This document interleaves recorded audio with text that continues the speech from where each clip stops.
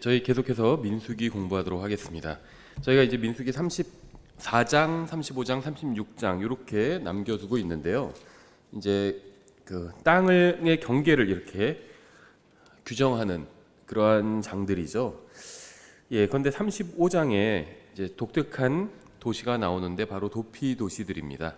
저희가 이 도피 도시를 먼저 좀 살펴보고 나서 그리고 다시 34장으로 돌아와서 땅의 일반적인 경계를 가나안 땅에 그러니까 이스라엘 지파에게 주시는 그 경계를 이제 34장, 35장, 36장 이렇게 쭉 살펴보도록 하겠습니다. 먼저 이번 시간에는 도피 도시에 대해서 저희가 좀 다루도록 하겠습니다. 굉장히 좀 독특한 어떤 사법 제도죠. 이 도피 도시 제도 자체가. 먼저 잠깐 기도하겠습니다. 하나님 아버지, 주님께서 주신 말씀으로 인해 감사드립니다. 저희가 주님의 말씀을 통해서 예수 그리스도를 더욱더 알아가기 원합니다. 주님께서 이 시간 저희들에게 또 지혜를 주셔서 바르게 이해할 수 있도록 도와주시기 원합니다. 예수님의 이름으로 기도드렸습니다. 아멘. 도피도시는 민수기 35장에 지금 나오고 있는데요. 일단 9절부터 보시면 민수기 35장 9절에 9절부터 11절까지 보겠습니다. 일단 주께서 모세에게 말씀하여 이르시니라. 이스라엘 자손에게 말하고 그들에게 이르라. 너희가 요르단을 건너 가나안 땅에 들어가거든 너희를 위해 도시들을 너희의 도피 도시로 지정하여 알지 못하고 사람을 죽이는 자가 거기로 도피하게 할지니라. 그 도시들이 너희를 위해 복수하는 자로부터 피하게 하는 도피 도시가 될지니 이것은 사람을 죽인 자가 회중 앞에 서서 재판을 받을 때까지 죽지 아니하게 하려 함이니라. 성경을 보면 하나님께서 사람을 얼마나 생각해 주시는지가 나와 있습니다. 그런데 율법에 의하면 고의로 사람을 죽인 사람은 반드시 사형에 처하라고 말씀하고 있죠. 그래서 우리가 일반적으로 고의로 사람을 죽이는 것을 이제 살인이라고 부릅니다. 그리고 실수로 사람을 죽이는 것을 과실치사라고 부르죠. 이제 일반적으로 보통 사람들은 누가 누구를 죽이면 살인자다 이렇게 부르는데 실수로 죽이면 그것을 살인이라고 부르지는 않습니다. 과실치사라고 불러요. 살인은 반드시 이제 고의가 들어가 있어야 됩니다. 그러니까 사람을 죽인다고 해서 다 그것이 살인이 되지는 않죠. 일부 이단 중에서는요, 다른 사람을 죽이면 다 살인이다. 근데 성경에서 살인하지 말라고 말씀하셨다. 근데 군대에 가서 적들을 죽이는 것도 살인이다. 그래서 군대에 가면 안 된다. 이런 이유로 집총 거부를 하죠. 그래서 그런 사람들한테 그러면 실제로 적을 사살하는 위치가 아니라 뒤에서 보급하는 그런 일도 있잖아요. 그런 일을 하면 안 되냐?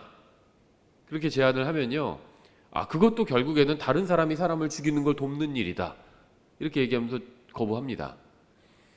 근데 그런 식으로 하면 군대 앞에서 국밥 장사하는 그것도 다 군인들 돕는 거 아닌가요? 숙박시설이나 그러면 우리나라에서 세금 내는 것도 군인들 돕는 거 아닌가요? 국방비로 세금이 사용되잖아요. 근데 또 세금은 잘 냅니다. 그 이단이. 그러니까는 컨셉 자체가 좀 잘못된 거고요. 기본적으로 전쟁 중에 군인이 적군을 죽이는 것은 살인이라고 부르지 않죠. 사살이라고 합니다. 그렇죠. 그것은 어느 국가, 어느 민족, 어느 시대에서나 영웅적인 행위로 이야기를 하죠. 왜냐하면 내 조국과 내 가족을 지키기 위해서 적들을 사살하는 것은 잘못된 행위가 아닙니다. 성경에서도 그런 것이 잘못된 행위라고 말씀하신 적이 없어요. 오히려 다윗 같은 경우에 사울이 죽인 자는 수천이지만 다윗이 죽인 자는 수만이다 이런 식으로 얘기하면서 다윗을 칭송하는 장면도 나오죠. 그래서 사람을 죽이는 것 자체가 잘못된 일이다. 성경은 그렇게 말씀하신 적이 없습니다. 살인하는 게 잘못된 겁니다. 우리 민족과 우리 가족을 지키기 위해서 침범하는 적을 사살하는 것은 잘못된 일이 아니죠. 그래서 고의로 사람을 앙심을 품고 죽이는 것을 이제 성경은 살인이라고 부르고요. 이렇게 살인한 경우에는 사형에 처하라고 이렇게 말씀하고 있죠. 이것이 이제 하나님의 법입니다. 그러니까 생명에는 생명을 요구하는 것이 바로 하나님의 방법이죠. 그런데 이제 실수로 사람을 죽였을 때, 그러니까 과실치사의 경우에는 좀 경우가 다르죠. 아무런 고의도 없고 의도도 없고 원한도 없이 사람을 순전히 정말 실수로 죽이게 되는 경우가 있습니다. 그러니까 전혀 예상하지 못했던 사고로 사람을 죽이게 되는 경우에 이제 과실치사가 되는데요. 이런 경우에 어떻게 해야 될까요? 그러니까 하나님의 법인 성경에 의하면 실수로 사람을 죽였을 경우에도 여전히 자신의 죄에 대한 책임을 져야 합니다. 하지만 죄의 값은 항상 치러야 되기 때문이죠. 그런데 정말 아무런 의도도 없이 실수로 사람을 죽였을 때에는 그런 경우에도 사형에 처한다면 이거는 정의로운 일이 못 되죠. 의사가 의료사고로 사람을 죽일 수도 있죠. 고의가 아니라 치료하다가 정말 실수로 죽일 수도 있죠. 그런 경우에도 사형에 처한다면 그건 좀 지나친 형벌이 되죠. 그래서 하나님께서는 이런 경우에 어떻게 할 것인지 하나님의 법인 성경에 기록해 놓으셨습니다. 우리가 방금 읽은 것처럼 실수로 사람을 죽인 경우에는 살인자가, 그러니까 실수로 사람을 죽인 과실치사범이 되는 거죠. 이 범죄자가 도피도시로 도망가면 살 수 있게 해주셨습니다. 그러니까 대가는 치르되 자기가 잘못한 만큼만 대가를 치르게 하신 것이죠. 이건 뭐 현대 사회에서도 다 이렇게 처리하고 있죠. 그러니까 살인이 아니라 실수로 사람을 죽였을 때는 실수지만 결과가 중요하기 때문에 엄청난 결과가 일어났기 때문에 대가를 치르게 합니다. 하지만 살인자로 그렇게 대가를 치르게 하는 것이 아니라 과실치사로 실수한 사람으로서 대가를 치르게 하는 거죠. 저희가 이해를 위해서 12절부터 17절까지도 읽겠습니다. 그 도시들이 너희를 위해 복수하는 자로부터 피하게 하는 도피도시가 될지니 이것은 사람을 죽인 자가 회중 앞에 서서 재판을 받을 때까지 죽지 아니하게 하려 함이니라. 너희가 줄 이 도시들 중에서 너희는 6도시를 도피처로 삼되 3도시는 요르단 이쪽에서 주고 3도시는 가나안 땅에서 주어 그것들이 도피도시가 되게 할지니라. 이 6도시가 이스라엘 자손과 타국인과 그들 가운데 거하는 체류자들을 위한 도피처가 될지니 이것은 알지 못하고 사람을 죽이는 모든 자가 거기로 도피하게 하려 함이니라. 만일 그가 쇠의 연장으로 사람을 쳐서 죽이면 그는 살인자니 그 살인자는 반드시 죽일 것이요 만일 그가 사람을 죽이는데 쓸 수 있는 돌을 던져 사람을 쳐서 죽이면 그는 살인자니 그 살인자를 반드시 죽일 것이며. 하나님께서는 살인자는 반드시 죽이라고 말씀하셨습니다. 살인에 대한 성경적 입장은 뭐 분명하죠. 성경에는 살인자는 반드시 죽여야 한다고 기록되어 있습니다. 근데 이제 일반적으로는요, 사형 제도가, 사형이라는 형벌이 범죄를 줄이는데 그렇게 도움이 되는지 모르겠다. 범죄율을 감소시키는데 도움이 되는지 모르겠다. 이런 주장을 하는 사람들이 많고요. 이것이 또 많은 설득력을 얻고 있어요. 일반 세상에서는. 그런데요, 살인을 한 사람을 사형에 처하면 범죄율은 줄어들게 됩니다. 당연히 줄어들게 됩니다. 왜냐하면 그 살인자가 재범을 범하진 않잖아요. 이 범죄가요, 재범률이 굉장히 높거든요. 흉악범죄일수록 재범률이 높습니다. 제가 예전에 참관했던 어떤 재판이 있었는데요.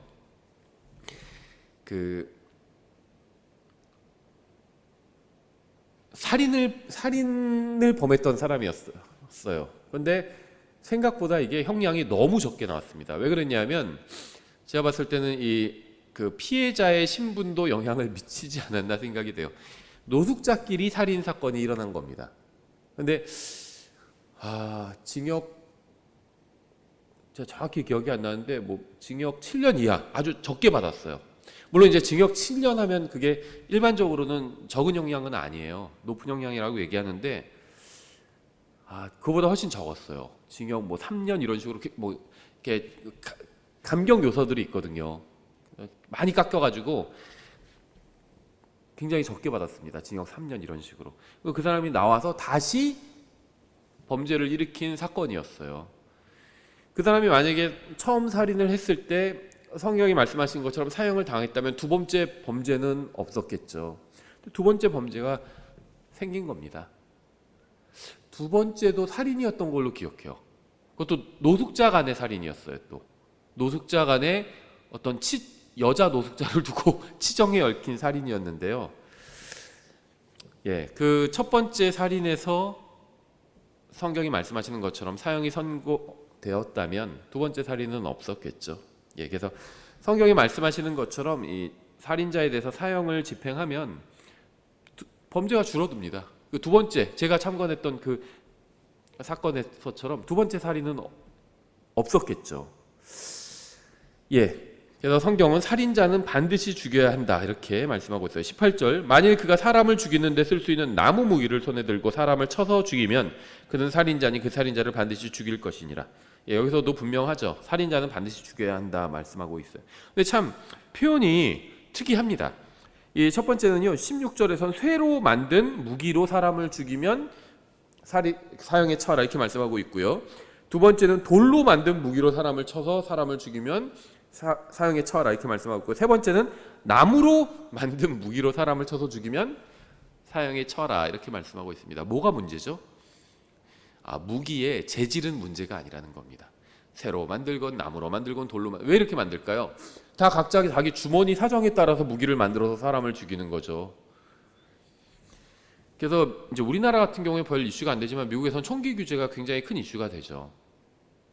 총기를 규제하면 어떻게 될까요? 살인 사건이 사라질까요? 그렇지는 않을 겁니다. 그렇죠. 나무 몽둥이로 사람 죽일 거예요. 야구 배트 같은 걸로. 그럼 야구 배트를 규제하면 어떻게 되죠? 그럼 주먹으로 쳐서 사람을 죽일 겁니다. 주먹을 규제해야 되겠죠.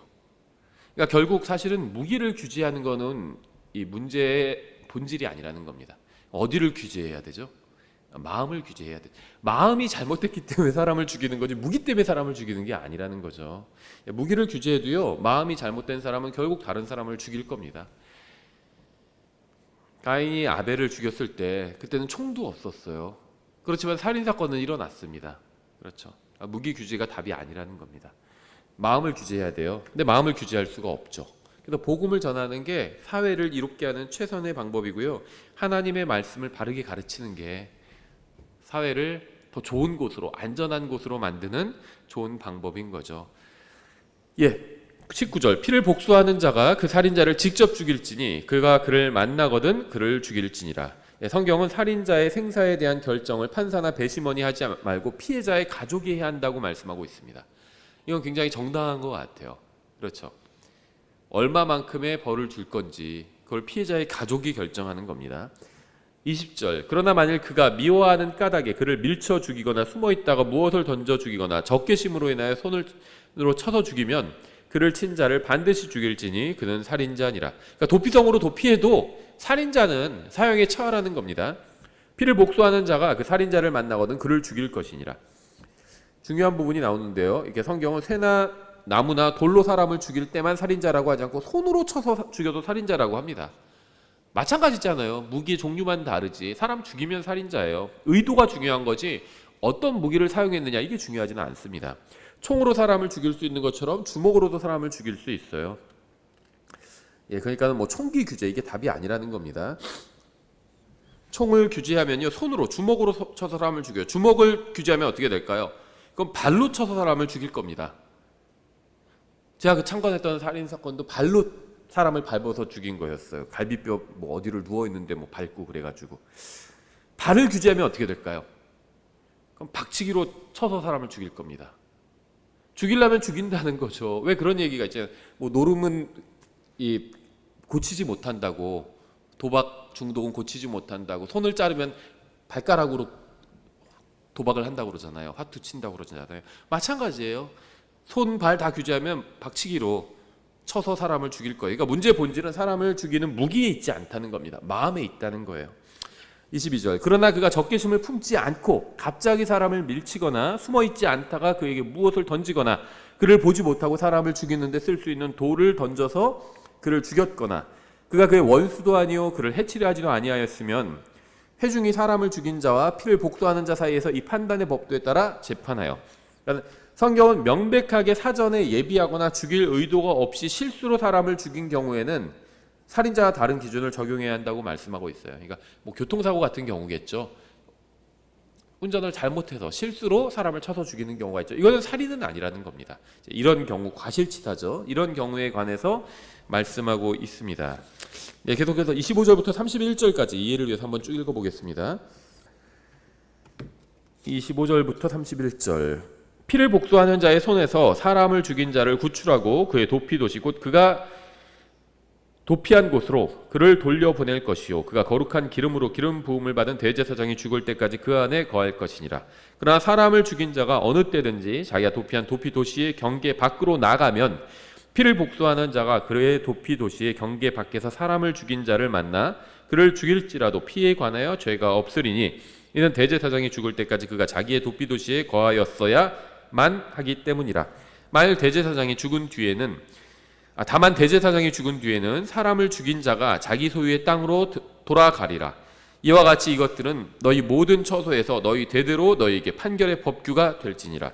사람을 죽이는 자가 누구든지 증인들의 입에 의거하여 그 살인자를 죽일 것이나 한 증인이 어떤 사람을 대적하여 증언함으로써 그가 죽게 하지 말지니라. 또 너희는 죽을 죄를 진 살인자의 생명을 구하기 위해 배상을 받지 말고 반드시 그를 죽일 것이며 31절에서 어떠한 배상도 받지 말고 살인자는 반드시 죽이라고 말씀하고 있습니다. 보석금 받지 말라는 거예요.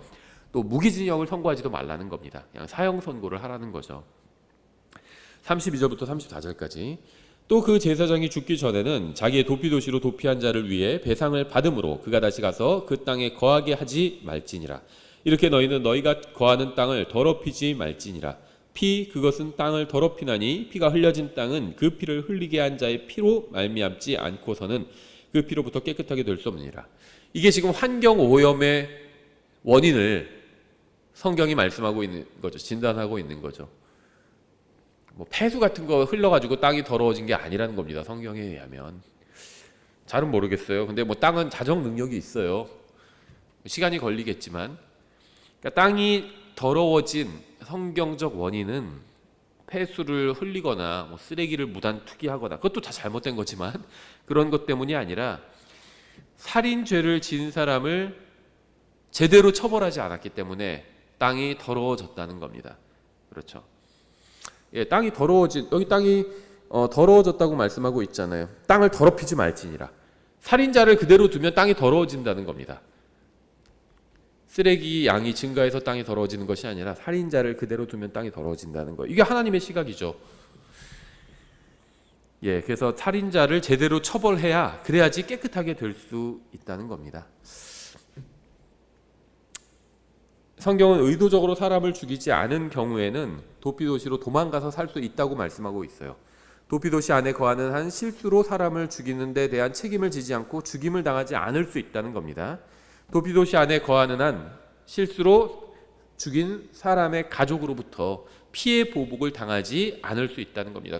이 과실치사범이 도피도시 안으로 도피하면 이 피해 보복자가 따라와서 죽일 수 없다는 거예요. 만약에 피해 보복자가 도피도시 안에서 그 과실치사범을 죽이면 그거는 살인이 된다는 겁니다. 그럼 오히려 본인이 그 피해 보복자가 다시 보복을 당하게 되는 거죠. 좀 이제 이걸 우리가 좀 살펴보도록 하겠습니다. 이 도피도시와 관련해서 우리는 몇 가지 영적인 교훈을 얻을 수 있는데요. 당연히 이 도피도시가 이제 이 당시에 이스라엘을 위한 어떤 법이었지만 우리가 신약으로 지금 영적으로 충분히 적용할 수 있고 이 도피도시가 무엇을 상징하는지는 뭐 너무나도 명백하죠. 노아의 방주와 마찬가지로 역시 구원자이신 예수 그리스도를 상징한다고 볼 수 있습니다. 우리는 모두 하나님의 아들이신 예수 그리스도의 죽음과 관련이 있어요. 여러분이 알건 모르건 의도했건 의도하지 않았건 상관없이 하나님의 아들이신 예수 그리스도의 죽음에 대한 책임이 죄를 지은 모든 사람에게 있다는 겁니다. 예수 그리스도께서 우리의 죄로 인해 죽임을 당하셨기 때문입니다. 그러니까 예수님의 죽임과 우리가 관련이 있다는 거예요. 모든 사람이 다 관련이 있다는 겁니다. 하나님께서 보실 때 그렇다는 거예요. 도피도시는 실수로 사람을 죽인 사람을 위한 거죠. 과실치사의 죄를 범한 자가 도피도시로 들어가면 죄의 책임을 면할 수 있다는 것은 이제 이스라엘의 법이었습니다. 우리나라엔 이런 법이 없어요. 제가 아는 전 세계 어디에도 이런 법은 없습니다. 근데 이것은 단순히 이스라엘의 법을 넘어서 우리에게 너무나도 중요한 영적 교훈을 주고 있는데요. 이 도피도시를 하나의 이제 이야기로 좀 꾸며서 얘기한다면 이렇습니다. 실수로 어떤 사람이 다른 사람을 죽입니다. 그래서 바로 이제 도망가기 시작합니다. 그러면 집으로 가도 안 돼요. 지금 시간이 없어요. 바로 이게 알려지면은 바로 자기가 실수로 죽인 사람의 가족이 피해 보복을 하러 오기 때문에 뭐 집에 가서 짐을 꾸리거나 그럴 시간이 없습니다. 바로 도망가야 돼요. 그 뒤를 따르는 이제 피해 보복자, 우리 가족이 죽었다는 걸 알면 죽인 사람 누구냐? 피해 보복을 해야 됩니다. 그래서 이제 피해 보복자가 뒤따르게 됩니다. 그리고 이제 또 도피 도시가 있죠. 그래서 그 도피 도시로 도망가야 됩니다. 그러니까 실수로 사람을 죽인 사람과 피해 보복자, 도피 도시, 이 세 가지가 나오게 됩니다. 우리는 먼저 실수로 사람을 죽인 사람에 대해서 좀 살펴보면요, 실수로 사람을 죽인 자를 신약 성경의 복음의 진리로 비춰보면 누구를 말하는 걸까요? 실수로 사람을 죽인 사람. 내가 의도하진 않았는데 나 때문에 죽었어요. 그게 실수로 사람을 죽인 거죠. 그게 누구를 상징할까요? 바로 모든 사람을 상징합니다. 우리를 상징해요. 우리. 저와 여러분과 이 세상에 살고 있는 모든 사람을 말하는 겁니다. 우리는 어떤 사람을 실수로 죽인 적이 없어요. 하지만 영적인 의미에서 보자면 우리는 실수로 사람을 죽인 사람과 같은 위치에 있다는 겁니다. 왜냐하면 우리 때문에 누군가 죽었는데 우리가 의도한 건 아니에요. 예수님이 우리 때문에 돌아가셨죠. 십자가 위에서. 근데 우리가 의도하진 않았죠. 그래서 마치 실수로 사람을 죽인 것과 같은 그런 위치에 있다는 겁니다. 여기에 대해서 좀 생각해 보면요, 성경은 세 가지 이유로 사람을 죄인이라고 부르죠. 먼저 우리는 죄인으로 태어났기 때문에 죄인이죠. 죄인으로 태어났다는 게 무슨 말일까요? 아직 죄를 짓지도 않아도 죄인이라는 겁니다. 왜냐하면 태어날 때부터 죄인이기 때문에 그래요. 마치 이거는 인종과도 같죠. 모든 인간이 죄인으로 태어났다는 것은 사람이 흑인으로 아니면 백인으로 아니면 동양인으로 태어나는 것처럼 그렇게 태어났다는 겁니다. 이건 인간의 의지로 되는 일이 아니죠. 우리는 그냥 죄인으로 태어난 겁니다. 그래서 아무런 죄를 짓지 않아도 죄인인 겁니다. 왜냐하면 처음에 태어날 때부터 죄인으로 태어난 거니까 죄인으로 태어난 것은 나의 의지와는 관련이 없어요. 그래서 로마서 5장에서는 한 사람의 범죄로 말미암아 모든 사람이 죄인이 되었다 이렇게 말씀하고 있습니다. 이것에 대해서 좀 더 나중에 좀 살펴보기로 하고요. 일단 사람이 죄인인 이유는 죄인으로 태어났기 때문입니다. 이게 첫 번째 이유죠. 두 번째 이유는요, 실제로 죄를 짓기 때문에 죄인인 거죠. 사람은 죄인으로 태어났을 뿐만 아니라 실제로 죄를 지으며 살고 있습니다. 죄를 한 번도 안 지어본 사람은 없어요. 그래서 성경에서는 모든 사람이 죄를 지었으므로 하나님의 영광에 이르지 못했다 이렇게 말씀하고 있죠. 사람은 죄인으로 태어나서 죄인입니다. 죄를 짓지 않아도 죄인으로 태어났기 때문에 죄인이죠. 그런데 죄를 짓지 않은 사람은 존재하지 않습니다. 그래서 모든 사람이 죄를 짓습니다. 그래서 성경에서는 사람이 죄를 짓기 때문에 죄인이라고 말씀하고 있는 거죠. 사람이 죄인인 세 번째 이유는 하나님께서 하라고 하신 일을 하지 못했기 때문에 죄인인 겁니다. 아무것도 하지 않아도 죄가 될 수 있죠. 사람이 다 의무가 있어요. 대한민국 국민으로 태어나면 대한민국 국민의 의무가 있죠. 군대 가라고 그러는데 난 군대 가기 싫어, 안 갈래, 나 그냥 아무것도 안 하고 가만히 있을게요. 그래도 나이가 되고 영장이 나오면요, 군대를 가야 됩니다. 나는 군대 가지 않았을 뿐인데 왜 죄인이에요? 가지 않으니까 죄인인 거예요. 하지 않으니까 죄인인 겁니다. 열심히 직장생활하면서 돈을 벌면 잘하는 거죠. 근데 세금을 내지 않아요. 그럼 죄인이 될 수 있는 거죠. 조세포탈범이 되는 거잖아요. 세금을 내야 됩니다. 그러니까 무엇인가 하는 걸 우리가 자귀라고 부르죠. 법률에서 하지 말라고 한 걸 하면은 죄를 지은 겁니다. 자귀범인 거죠. 그런데 하라고 한 걸 하지 않으면요, 그건 부작위라고 부르죠. 부작위도 죄가 된다는 겁니다. 일반 사회에서도 해야 될, 어떤 일을 해야 될 책임과 의무가 있다는 거예요. 부모는 자녀를 양육해야 될 책임이 있습니다. 자녀를 돌보지 않으면 그게 죄가 돼요. 그렇죠. 세금을 내야 됩니다. 국민으로서 해야 될 의무가 있어요. 세금도 내야 되고 또 국방의 의무도 있고, 이런 걸 하지 않으면은 죄가 된다는 겁니다. 부작위범인 거죠. 부작위범. 사람의 의무가 무엇일까요? 하나님께서 사람에게 하라고 요구하신 일이 있어요. 요한복음 6장에 나오죠. 6장 28절. 그때 그들이 그분께 이르되 우리가 어떻게 해야 하나님의 일들을 하리까매 예수님께서 그들에게 대답하여 이르시되 너희가 하나님께서 보내신 일을 믿는 것 이것이 곧 하나님의 일이니라 하시니라.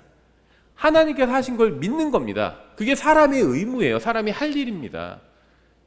자녀들이 할 일은 뭐죠? 부모님 말씀을 잘 듣는 거예요. 순종해야 됩니다. 그게 자녀들한테도 유익하죠. 그러니까 뭐 특별한 경우를 말하는 게 아닙니다. 뭐 사이코패스 부모나 이런 사람을 말하는 게 아니라 일반적인 부모. 일반적인 부모는요, 세상에서 좀 나쁜 사람이라 할지라도 자녀에게 좋은 것을 주려고 합니다. 예수님께서 그렇게 말씀하셨죠. 제자들에게 너희가 악하다 할지라도 너희 자녀들에게 좋은 것을 줄 줄 안다 이렇게 말씀하셨잖아요. 나쁜 사람도 자기 자녀가 잘 되기를 바래요. 좋은 것을 주려고 합니다. 그래서 부모님이 뭐 훌륭한 분이건 아니건 간에 부모님 말씀을 듣는 게 좋아요. 훌륭한 사람도 자기 자녀가 훌륭한 사람이 되기를 원하고요. 훌륭하지 않은 사람도, 형편없는 사람도 자기 자녀가 훌륭한 사람이 되기를 원합니다. 그렇죠. 그래서 부모님 말씀을 듣는 게 좋아요. 근데 그게 유익을 줄 뿐만 아니라 또 의무라는 겁니다. 자녀는 부모님께 순종해야 돼요. 당연한 일입니다. 순종하지 않으면 벌을 받을 수 있어요. 다시 말하면 죄를 짓는 거라는 겁니다. 마찬가지로 사람은 하나님의 말씀에 순종해야 됩니다. 하나님을 인정해야 돼요. 그게 뭐죠? 하나님을 믿는 거예요. 인정하는 게 믿는 겁니다. 그래서 예수님, 하나님께서 보내신 분을 믿는 것, 이게 하나님의 일입니다. 그게 사람의 의무예요. 하나님께서 행하신 일을 당연히 인정해야 되는 겁니다. 그걸 인정하지 않으면 죄가 된다는 겁니다. 그래서 아무것도 하지 않아도 죄가 될 수 있다는 거예요. 하나님께서 믿으라고 한 걸 믿지 않으면 죄가 될 수 있다는 겁니다. 사도행전 17장 30절에도 나와 있죠. 하나님께서 이같이 무지하던 때를 눈 감아 주셨으나 이제는 모든 곳에서 모든 사람에게 회개하라고 명령하시니라. 죄를 지었어요. 그럼 뭘 해야 되죠? 회개해야 됩니다. 그래서 회개하라고 명령하셨는데 회개하지 않으면 그게 죄가 될 수 있다는 거예요. 또 다른 죄가 될 수 있다는 겁니다. 죄를 지었어요. 그래서 회개의 기회를 주셨습니다. 근데 회개의 기회를 무시해요. 회개하지 않아요. 그럼 그게 또 죄가 될 수 있다는 거죠. 아이들 중에서도 그런 경우가 있거든요. 잘못했어요. 그래서 매를 때리려고 하는데 기회를 줍니다. 네가 잘못했어야 하고 용서를 구하면 봐줄 수도 있다는 거죠. 근데 막 끝까지 용서를 구하지 않아요. 내가 뭘 잘못했어 하면서 막 더 대들면은 그럼 더 맞는 거죠. 원래 한 잘못에 한 대 맞는 거라면 내가 뭘 잘못했는데요 하면서 대들면 매를 더 버는 겁니다. 그래서 매를 번다는 말이 있죠. 죄에 죄를 더하는 거예요. 회개하라고 명령하셨습니다. 근데 회개를 안 해요. 그럼 원래 죄가 있고 회개하지 않은 죄까지 더해지는 거죠. 더 맞는 겁니다. 그래서 하라고 하신 일을 하지 않으면 그것도 죄가 될 수 있다는 겁니다. 하나님께서 회개하고 예수 그리스도를 믿으라고 말씀하셨는데 그렇게 하지 않으면 그것 죄가 된다는 거예요. 용서를 구하라고 했는데 용서를 구하지 않아요. 그러면 한 대 더 맞는 겁니다. 그래서 정리하면 이렇습니다. 인간이 죄인인 이유는 죄인으로 태어났기 때문에 죄인이고 실제로 죄를 짓기 때문에 죄인이고 하나님께서 하라고 하신 일, 즉 회개하고 예수 그리스도를 믿으라고 하신 대로 믿지 않았기 때문에 죄인인 겁니다. 야구에서도 3아웃이 있죠. 성경은 3가지 이유로 사람을 죄인이라고 불러요. 근데 앞에서 저는 사람이 죄인으로 태어났기 때문에 죄인이라고 말씀드렸는데요. 하나님께서는 죄인으로 태어났다는 이유로 사람을 지옥에 보내지는 않으시죠. 계시록 20장 12절. 또 내가 보면 죽은 자들이 작은 자나 큰 자나 할 것 없이 하나님 앞에 서 있는데 책들이 펴져 있고 또 다른 책이 펴져 있었으니 곧 생명책이라 죽은 자들이 죄인으로 태어났기 때문에 심판을 받더라. 이렇게 말씀하고 있지 않아요. 죽은 자들이 자기 행위들에 따라 책들에 기록된 것들에 근거하여 심판을 받더라. 죄인으로 태어났기 때문에 심판을 받는 것이 아니라 죄를 지었기 때문에 심판을 받는 겁니다. 자기 행위들에 따라 심판을 받는다고 말씀하고 있죠. 그래서 성경은 각자 자기 행위에 따라 심판받는다고 분명하게 말씀하고 있어요. 또 계시록 21장 8절. 그러나 두려워하는 자들과 믿지 않는 자들과 가증한 자들과 이러한 자들이 불호수에 던져진다. 이렇게 말씀하고 있어요. 믿지 않는 자들. 믿으라고 했는데 믿지 않았잖아요. 하지 않은 것. 사람이 3가지 이유 때문에 죄인이지만 실제 죄를 지었고 또 하나님께서 하라고 하신 일을 하지 않았기 때문에 이 2가지 이유로 지옥에 가는 거죠. 이 강의를 듣고 계신 분 중에 만약에 지옥에 가는 사람이 있다면 그건 죄인으로 태어났기 때문이 아닙니다. 지옥에 가는 사람이 있다면 그건 스스로 지은 죄와 예수 그리스도를 믿지 않은 죄 때문에 지옥에 가는 겁니다. 성경 어디에서도 죄인으로 태어났기 때문에 지옥에 간다는 말은 없습니다. 일반 범죄도 그 행위가 위법하고 또 범죄 구성 요소에 맞고 책임이 있어야 처벌을 합니다. 일반적으로 사회에서도. 그래서 아무리 행위가 위법해도 또 구성 요건에 맞아도 책임이 없으면 처벌하지 않아요. 예를 들어서 6살짜리 아이가 사람을 죽이면요, 그 사람을 죽인 행위는 법에 어긋나잖아요. 그래서 이걸 위법하다고 합니다. 또 사람을 죽인 자에 대한 처벌이 우리나라 형법에 명시되어 있잖아요. 이게 이제 구성 요건에 맞다고 얘기를 하는 겁니다. 근데 어린아이가 범죄에 대한 책임을 지진 않아요. 책임은 없다고 봅니다. 그래서 처벌하지는 않는 겁니다. 물론 6살짜리 아이가 사람을 죽이면 그 부모가 피해자 가족에게 민사상의 손해배상의 책임은 져야 되겠죠. 하지만 사람을 죽인 그 6살짜리 아이는 형사상의 처벌은 받지 않는다는 겁니다. 아무 처벌도 받지 않아요. 정말 책임이 없으면 처벌을 받지 않습니다. 이것은 일반 법률뿐만 아니라 성경의 법에서도 진리입니다. 하나님께서는 책임이 없는 자에게 벌을 주지 않으십니다. 어린아이는 죄인으로 태어났어요. 하지만 만일 한 살에 죽었다면 죄를 지을 수가 없습니다. 또 예수 그리스도를 거부할 수도 없어요. 그래서 어린아이들은 죽으면 지옥에 가지 않는 겁니다. 자신이 죄인으로 태어났다는 것은 어쩔 수 없는 일이죠. 그건 인간의 힘으로는 되지 않는 일이에요. 내가 동양 사람으로 태어난 건 어쩔 수 없는 일이잖아요. 인간이 죄인으로 태어났다는 것은 인간에게 책임이 없는 일입니다. 오직 첫째 사람이자 모든 인류의 조상인 아담에게 그 책임이 있을 뿐이에요. 그래서 하나님께서는 죄인으로 태어났다는 이유로 사람을 지옥에 보내지는 않으시는 거죠. 저는 우리가 실수로 사람을 죽인 사람과 같다고 말씀드렸죠. 나는 그럴 의도가 없었는데 실수로 다른 사람을 죽게 한 경우, 비록 실수긴 하지만 죄를 지었기 때문에 책임은 져야 합니다. 사람을 죽이면 그 자신도 반드시 죽어야 한다는 것이 하나님의 법입니다. 하지만 실수로 한 일에 대해서도 엄청난 대가를 치러야 한다는 것은 공정한 일은 되지 못한다는 거예요. 그래서 하나님께서는 살 길을 마련해 주셨습니다. 하나님께서는 한 가지 방법을 지정해 주셨어요. 바로 도피도시 안으로 피하는 일이죠. 도피도시로 피하면 실수로 사람을 죽인 일에 있어서는 용서를 받게 된다는 겁니다. 사람을 실수로 죽인 것은 어쩔 수 없는 일이죠. 내가 의도한 게 아니죠. 도끼질을 하다가 도끼가 손에서 빠져서 옆 사람을 죽인다면 어쩔 수 없는 불의의 사고죠. 그런 경우에 하나님께서는 도피도시로 피하면 죽지 않고 살 수 있게 해주신다고 말씀하신 겁니다. 이건 죄인으로 태어난 것은 어쩔 수 없는 일인 것과 마찬가지예요. 죄를 짓는 것은 내가 스스로 짓는 거지만 죄인으로 태어난 것은 내가 원해서 그렇게 태어난 것이 아니잖아요. 실수로 사람을 죽인 것과 같다는 겁니다. 그래서 하나님께서는 죄인으로 태어난 것 때문에 지옥에 보내지는 않으시는 겁니다. 자신의 의지와 상관없이 실수로 사람을 죽인 사람이 도피도시로 피하면 살 수 있는 것처럼 자신의 의지와 상관없이 죄인으로 태어난 사람들이 예수 그리스도께로 피하면 살 수 있다는 겁니다. 그러나 도피도시로 들어가지 않는다면 자신의 죄값을 치러야만 한다는 것이 하나님의 법이라는 거죠. 죄의 삭은 사망입니다. 모든 사람은 자신의 죄 때문에 죽어요. 하지만 예수님께서는 죄가 없는 분이셨습니다. 예수님이 죽으신 것은 자신의 죄 때문이 아니었다는 거죠. 예수님은 온 세상의 죄 때문에 죽으셨습니다. 예수님이 어떤 잘못을 해서 십자가에 못 박히신 것이 아니라는 겁니다. 예수님은 여러분과 저의 죄 때문에 죽으셨어요. 여러분과 저의 잘못과 여러분과 저의 죄와 여러분과 저의 인생이 예수 그리스도를 죽게 했다는 겁니다. 우리가 죄 가운데 살고 하나님의 말씀을 어기면서 살고 우리의 생각대로 살고 우리 각자의 길을 갔기 때문에 하나님의 아들이신 예수 그리스도께서 죽으셨다는 겁니다. 예수님의 죽음에 대한 책임은 여러분과 저에게 있다는 겁니다. 하지만 저는 예수님을 의도적으로 죽이지는 않았어요.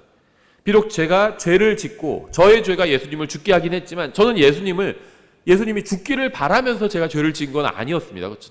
제가 죄를 지은 건 제가 잘못이에요.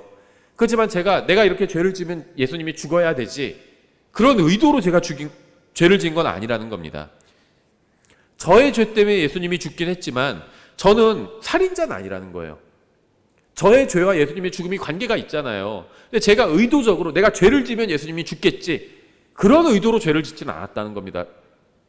저의 죄와 예수님의 죽음 사이에 관계는 있지만 저는 의도는 없다는 거예요. 내가 죄를 지면서 예수님을 죽게 하려는 그런 의도는 없었다는 겁니다. 저는 의도적으로 하나님의 아들을 죽이지 않았다는 겁니다. 하지만 저의 죄로 인해서 예수님이 죽으셨습니다.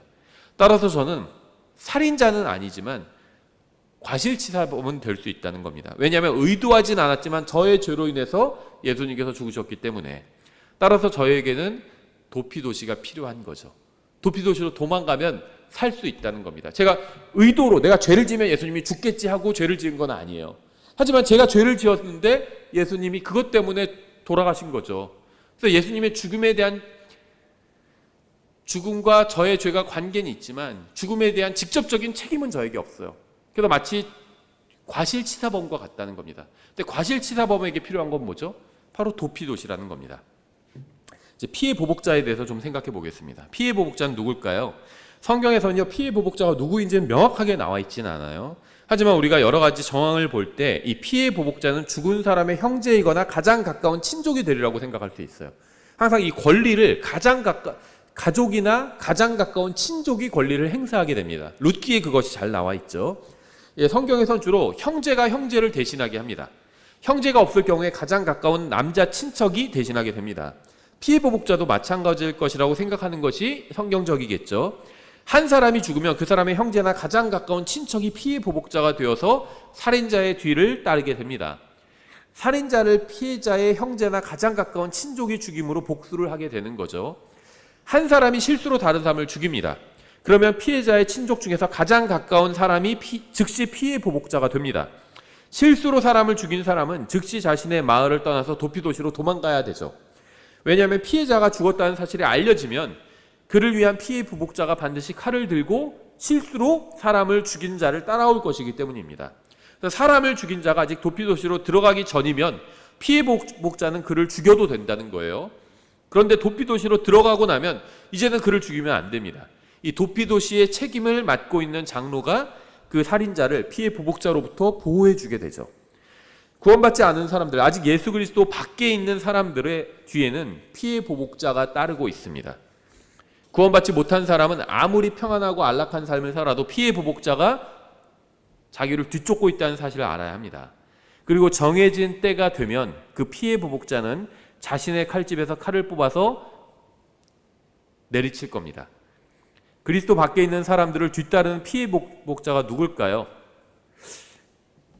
여러 가지 성경적인 정황으로 우리가 생각해 보면요, 피해 보복자는 바로 하나님입니다. 그래서 성경에서 이렇게 말씀하고 있는 거죠. 로마서 12장 19절에서 기록된 바 원수 갚는 일은 내 것이니 내가 갚으리라 주가 말하노라. 하나님의 아들이 죽었어요. 피해 보복자는요, 가장 가까운 친족이거든요. 하나님의 아들이 죽었어요. 그러니까 하나님이 피해 보복자가 되는 겁니다. 예수님은 하나님의 아들이시죠. 그래서 예수님의 가족으로서 피해 보복을 하기 위해서 죽음에 책임이 있는 사람을 쫓는 분이 누구인지는 명확하다는 겁니다. 바로 전능하신 하나님이죠. 이것이 무엇을 의미하는 걸까요? 만약 제가 도피도시를 발견하지 못하고 안전지대로 들어가지 않으면 자신의 아들의 죽음에 대한 책임을 물어서 전능하신 하나님께서 저를 죽이신다는 겁니다. 피해 원수를 갚는 분은 하나님이에요. 이것이 구원받지 못한 인간의 비극입니다. 사람이 대적하고 싸우는 존재가 바로 하나님이라는 게 인생의 근본적인 문제죠. 구원받지 않은 사람들의 원수가 바로 하나님이라는 겁니다. 전 성경을 읽으면서 이 도피도시로 들어가지 않으면 제 자신이 죽은 사람이나 마찬가지라는 사실을 알았습니다. 예수 그리스도라는 도피도시로 피한 사람은 그가 누구이건 상관없이 모두 보호받을 수 있고 구원받을 수 있고 안식할 수 있습니다.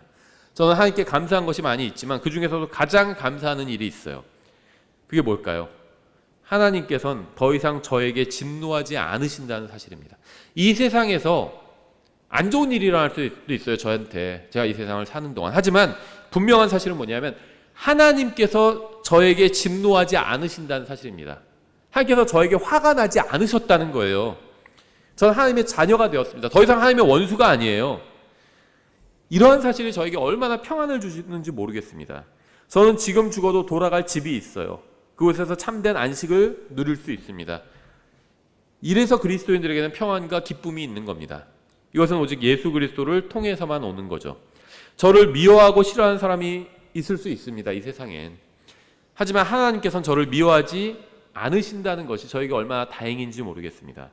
예수님을 저의 구원자로 받아들인 후에 하나님과 화평을 누리게 되었다는 사실이 얼마나 정말 감사한 일인지 모르겠어요.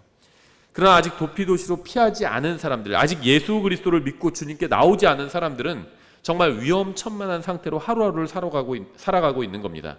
시편에서는 이렇게 말씀하고 있어요. 시편 7편 11절부터 13절에 하나님은 의로운 자를 판단하시며 하나님은 사악한 자를 향하여 날마다 분노하시는도다. 그가 돌이키지 아니하면 그분께서 자신의 칼을 가시리니 그분께서 이미 자신의 활을 당기시고 준비하셨도다. 또 그분께서 그를 위하여 죽이는 도구를 마련하셨나니 그분께서 핍박하는 자들을 향해 자신의 화살들을 정하시는도다. 이게 무슨 말일까요? 하나님께서는 누군가의 머리를 향해서 화살을 정조준하고 있다는 겁니다. 여러분이 만약 예수 그리스도 안에 있지 않으면 그 누군가가 바로 여러분이 될 수도 있어요. 여러분이 아직 예수 그리스도께서 여러분을 위해서 하신 일을 믿지 않는다면 하나님은 여러분의 원수일 뿐만 아니라 여러분을 향해서 진노하고 계시고 여러분을 향해서 심판의 활을 당기고 계시고 자신의 아들의 죽음에 대한 책임을 묻기 위해서 뒤를 쫓고 계시다는 겁니다. 지금은 하나님께서 조금 더 기다려 주시지만 언젠가 그 활시를 놓으시고 칼을 뽑으실 날이 있다는 겁니다. 그게 이제 죽어서 지옥에 가는 날이죠. 오늘 설교의 주인공이 셋이 있었죠. 실수로 사람을 죽인 사람, 또 피해 보복자. 실수로 사람을 죽인 사람은 구원받지 못한 모든 사람들이죠. 예수님의 죽음에 대한 책임이 있지만 고의로 죄를 지은 것은 예수님을 죽이려고 죄를 지은 것은 아니기 때문에 피해 보복자는 하나님이라고 말씀드렸죠. 세 번째 주인공이 이제 도피도시죠. 도피도시가 상징하는 것이 무엇인지는 분명하죠. 도피도시의 원형은 예수 그리스도입니다. 도피도시는 모형이에요. 실수로 사람을 죽인 사람은 도피도시로 들어가면 죽지 않아도 됩니다. 마찬가지로 자신의 의지와 상관없이 죄인으로 태어난 모든 사람은 예수 그리스도 안으로 들어가면 죽지 않고 살 수 있습니다. 예수 그리스도께서는 하나님의 진노의 화살을 대신 맞아 주셨죠. 십자가 위에서. 하나님의 진노의 화살이 죄인인 나에게 날아와서 내 심장을 관통해야 하는데 예수 그리스도께서 대신 맞아 주신 겁니다. 그래서 어떻게 되었을까요? 하나님의 공의와 진노가 만족을 얻은 겁니다. 나를 대신해서 예수 그리스도께서 하나님의 진노를 받으셨기 때문에 하나님은 더 이상 나에게 진노하지 않으신다는 겁니다. 저는 예수 그리스도께서 저의 죄 때문에 저 때문에 죽으셨다는 사실을 몰랐어요. 하지만 어느 날 성령님께서 하나님의 말씀을 통해서 이러한 사실을 저에게 알려주셨습니다. 제가 성경을 읽는 가운데 저에게 알려주셨어요. 저는 성경을 읽다가 구원받았습니다. 성경을 읽다 보니까 예수 그리스도의 죽음이 바로 저 때문이었다는 사실을 알게 되었습니다. 예수님의 죽음에 대한 책임이 바로 저에게 있다는 사실을 성령님께서 알려주신 겁니다. 예수 그리스도는 하나님께서 지정하신 도피도시입니다. 우리는 예수 그리스도 안으로 들어가야 하지만 하나님의 진노를 피할 수 있습니다. 우리는 도피도시를 스스로 세울 필요가 없어요. 하나님께서 이미 마련해 주신 도피도시로 들어가면 됩니다. 우리는 스스로 구원자가 될 필요도 없고 그렇게 될 수도 없습니다. 이미 모든 것을 이뤄놓으신 참된 구원자께로 나아가면 됩니다. 예수 그리스도를 개인의 구원자로 받아들인 것 외에는 구원받는데 어떤 제약이나 아니면 조건도 없어요. 예수님께서는 내게 오는 자는 내가 결코 내쫓지 아니하리라 이렇게 말씀하셨습니다. 아마도 이 도피도시를 마음에 두고 말씀하신 거겠죠. 내게 오는 자는 내가 결코 내쫓지 아니하리라. 실수로 사람을 죽인 사람이 도피도시로 들어가면요, 장로는 내쫓으면 안 돼요. 보호해줘야 됩니다. 절대 내쫓지 않아요. 도피도시로 안으로 들어가기만 하면 안전하게 됩니다. 걸어서 오거나 말을 타서 오거나 낙타를 타고 오거나 자동차를 타고 오거나 비행기를 타고 오거나 상관없어요. 어떠한 방법으로든지 도피도시 안으로 들어가기만 하면 됩니다. 그러면 살 수 있는 겁니다. 낙하산을 타고 떨어져도 상관없어요. 누구든지 도피도시 안으로 들어가기만 하면 안전하게 거할 수 있습니다. 예수님을 믿는 경로는 다양하잖아요. 어떻게 믿어도 상관없습니다. 예수님이 나를 구원할 수 있는 유일한 구원자라는 사실을 믿으면 구원받을 수 있는 겁니다.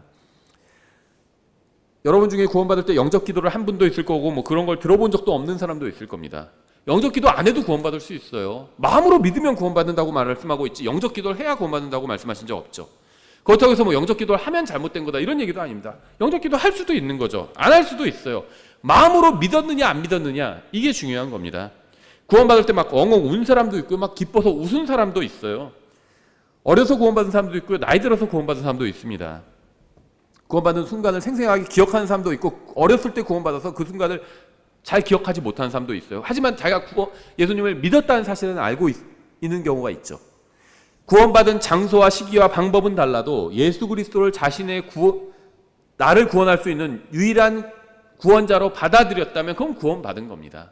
도피도시 안으로 말을 타고 가건 낙타를 타고 가건 걸어서 가건 뛰어서 가건 기어서 가건 그 도피도시 안으로 들어가면 살 수 있는 것처럼 마찬가지인 겁니다.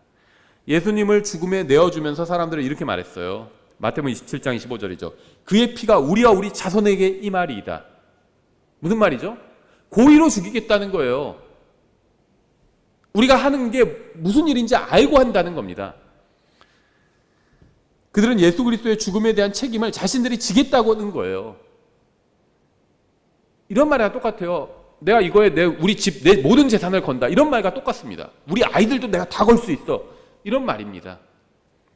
갈보리 동산 위에서 십자가 위에 달려 돌아가시기 직전에 예수 그리스도께서 하나님 아버지께 어떤 기도를 하셨는지 아시죠? 누가복음 23장 34절이요. 그때 예수님께서 이르시되 아버지여 저들을 용서하여 주옵소서. 저들은 자기들이 하는 일을 알지 못하나이다 하시더라. 모든 사람에게는 예수님의 죽음에 대한 책임이 있습니다. 예수님께서는 십자가 위에서 이 간구를 하셨을 때 하나님께서는 즉시 응답해 주셨어요. 그래서 인간의 몸으로 오신 하나님의 아들을 죽인 살인죄를 과실치사로 감경해 주신 겁니다. 깎아주신 거예요, 죄를. 우리의 변호이신 예수님께서는 비록 사람들의 죄 때문에 자신이 죽지만 사람들은 자신이 무슨 짓을 하고 있는지 모르고 있기 때문에 예수 그리스도의 죽음에 대한 책임을 고의해서 실수로, 살인해서 과실치사로 낮춰달라고 재판장이신 아버지 하나님께 간구하신 겁니다. 십자가 위에서 하신 예수 그리스도의 간구를 아버지 하나님께서 응답해 주셔서 누구든지 도피도시로 오는 사람은 받아주기로 하신 겁니다. 똑같이 죄인이에요. 살인자와 과실치사자가. 하지만 엄청난 차이가 있습니다. 누군가의 죽음에 대한 책임이 있다는 점에서는 똑같아요. 과실치사자와 살인자가. 하지만 살인자는 살아날 수 있는 방법이 없어요. 도피도시로 도망가도 거기서 끌어내서 죽이라는 것이 하나님의 법이죠. 근데 과실치사법은 도피도시로 도망가기만 하면 살 수 있습니다. 근데 예수님께서는 우리를 살인범에서 과실치사범으로 만들어 주신 거예요. 살인범이든 과실치사범이든 도피도시로 도망가지 않으면 둘 다 죽습니다. 하지만 살인자는 도피도시로 도망가도 죽는데 과실치사범은 도피도시로 도망가면 살 수 있어요. 우리가 예수 그리스도께로 도망가면 살 수 있게 해주신 겁니다. 근데 예수 그리스도께로 도망가지 않으면 우리도 죽게 되는 겁니다. 우리가 도피도시로 도망가도 거기서 피해보복자이신 전능하신 하나님의 손에 붙들려 끌려나와 죽임을 당하고 지옥으로 던져질 수 있었습니다. 원래는 과실치사범으로 우리 죄가 감경되지 않으면. 그러니까 예수님께서 우리를 위해서, 사람들을 위해서 저들은 자기들이 하는 일을 알지 못하나이다, 이 기도를 하지 않으셨다면 우린 구원받을 수 있는 일이 전혀 없었다는 겁니다. 그러니까 예수님께서요, 십자가 위에서 피를 흘려 주시면서 우리를 대속해 주셨죠. 근데 그것만 하신 것이 아니라 하나님 아버지께 간구해 주신 거예요. 법 적용을 다른 걸로 해달라고 간구해 주신 것이고 하나님께서 그 기도에 응답해 주신 겁니다. 살인자에게 적용되는 법이 아니라 과실치사범에게 적용되는 법으로 바꿔달라고 간구해 주신 것이고 하나님께서 응답해 주신 거예요. 그래서 우리가 예수님을 믿으면 구원받을 수 있게 된 겁니다. 만약에 예수님께서 이 기도를 하지 않으셨다면 우리가 예수님을 믿어도 구원받을 수가 없어요. 살인자는 도피도시로 도망가도 거기서 끌려나와서 죽임을 당해야 됩니다. 근데 예수님께서 우리를 위해서 이러한 기도를 해주셨기 때문에 모든 사람을 위해서 이 기도를 해주신 거예요. 그래서 살인자가 아니라 과실치사범이 된 겁니다.